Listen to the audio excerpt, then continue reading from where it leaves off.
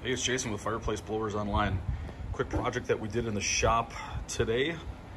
We've got an older Lopi 380/520. So this is a front mount blower kit. It's for an insert. The original blower is a single blower assembly with a center mounted motor. But those blowers are very difficult to find, if not impossible. So instead, we kind of approach this by using two individual blowers. You can see that each has their own motor. We use a left and right motor configuration, stack them in the middle. And then Jim kind of brought the original one in here so we can kind of review that. So we're using the same diameter, small profile diameter wheels,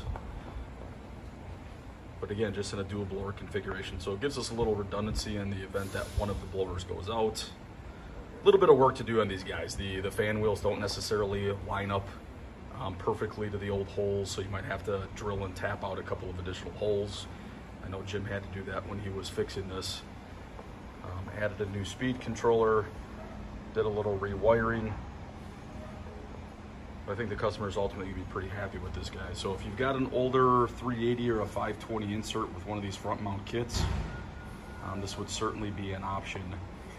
Lopi, just to kind of give you some context here, that blower was never sold individually.